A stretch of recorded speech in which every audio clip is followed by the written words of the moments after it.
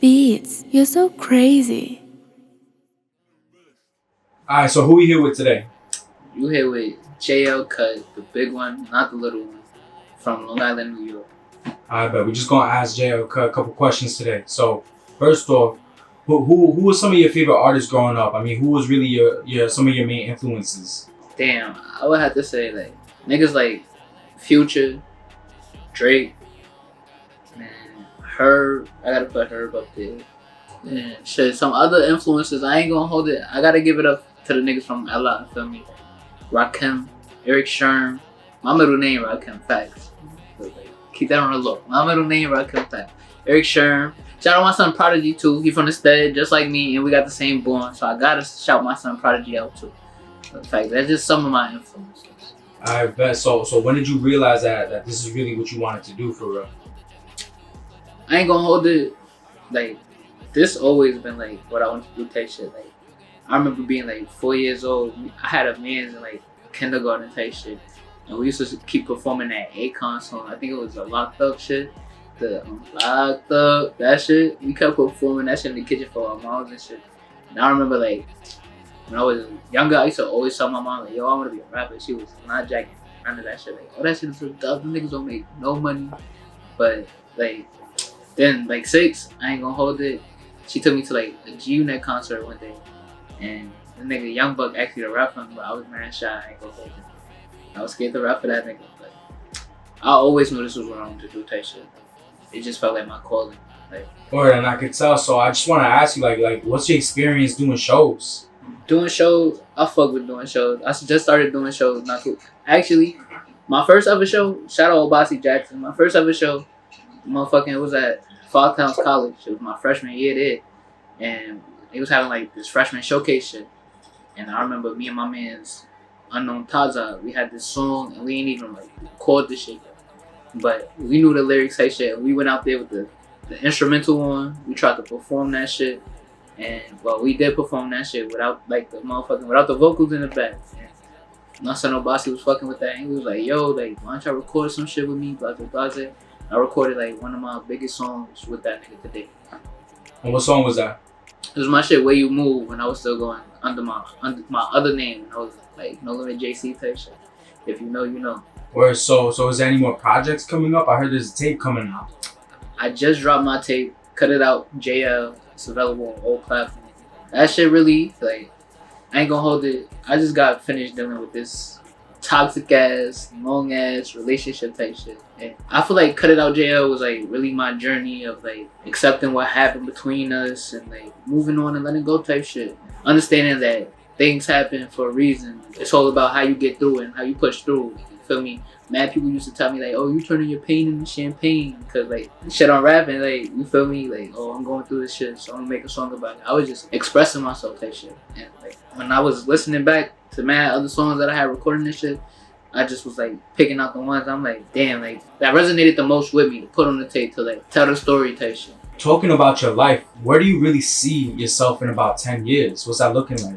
10 years from now, man, I want my label to be off the ground. I got my little cousins and shit. They rapping for me. They my artists. I'm more like laid back. I'm doing other shit now, like TV and like movies and shit. Like I'm on some acting shit, but I'm still running my label. I'm still gonna be dropping music, of course. Feel me? This shit my passion. I love this shit. So I'm gonna still be making music, but I feel like 10 years from now, I'm more on a laid back role because I ain't gonna have to go as hard as I do now type shit. Yeah, I mean, talking about going hard, like, can you tell me about like how it was beginning? Like, can you tell me about your journey from being a freshman in the game to where you are right now? What did that look like? Shit, man, when I first started this shit, I ain't gonna hold it. It used to be mad shit in my head, like all the self-doubt, like, can I really do this shit? Like, why am I really doing this shit? Like, where is this shit gonna get me? A whole lot of questions and shit, like, what was the purpose? Shit like that. It used to be a whole lot of self-doubt with this shit, but I really had to like lock in, really realize like, yo, this is what I want to do. This is my calling. I'm good at this shit. You feel me? I got talent with this shit. I say that humbly. Feel me? Like, I just know I'm gifted and I'm different and shit. Feel me? So I do me. But from the beginning, this shit just been a journey, and I'm fucking with it. I'm loving every step of the way. And y'all ain't seen nothing yet for JL.Cutt. Or so I mean, everything that you've done up to this point, I know that there had to be a lot of love to get you to where you at right now. And there had to be a lot of haters, but really, who's been the most consistent with showing that love to you? Who's been the most supportive? Really, my people, honestly, like family and like I got like mad close friends, but I call them family and shit too. They always like when I'm having them hard times and I'm like, damn, what am I doing this for? Like, I don't know if I'm gonna reach a certain level of success with this shit type shit. Like, they always level me down, get me back down to earth. I'm like, yo, feel me? Like, you really one of them ones type shit. Like, lock in, nigga. Or I just gotta make sure I keep those people around me, my family and people who there for me, who keep me on my toes type shit and like remind me to lock back in. Boy, that's what's up, bro. And you know, along with the love, is there anybody that was a hater in the beginning when you was a freshman in the game and now they turn around after they see some of your success and now they showing love? Name drop, man. Nigga said name drop. I ain't gonna name drop because we're not even gonna feed into that negativity. But of course, like, you feel me? Like, it's, man, that's funny that you asked me that shit. No bullshit. Just the other day, it was this nigga, bro. I remember years ago, this nigga used to say he ain't fuck with my music. He listened to it mad times. He just couldn't get jiggy with it. All this other shit. Nigga seen me the other day. He was like, yo, I see you this big time rapping now. Dap me up, start showing mad love. Like, yo, I'm fucking with your shit. All this other shit. And I just embrace the love. You feel me? Like, niggas gonna hate, niggas gonna show love, and at the end of the day, not everybody gonna like my music. You feel me? Not everybody. It's not gonna resonate with everybody type shit. So like, but of course, it's niggas who hating. Now they show love, and them niggas at one point they might start hating again. You feel me? Like, you can't trip about that shit. It's one thing I learned about this shit, like, that I'm glad I learned about this shit, that you can't really, like, be too concerned about other niggas' opinions and their thoughts and shit. Because at the end of the day, this shit, this you, nigga, this lock in. Word. So I mean, what's really your goal when you're writing your lyrics? Are you trying to get your emotions out? Are you trying to spread a message to the people? Are you just trying to be creative? What's going on with your process? It's really like all of the above, for real. Like, what I'm writing about really depends on like my mood at the time, like whatever I'm going through. Like, I might really just be going through some shit and I've got a lot on my mind, and I might have a time like, yo, damn, fuck it, I'm gonna just start writing. And I might not even start writing about the shit that's on my mind. I'm gonna just see where the beat take me type shit like that sometimes.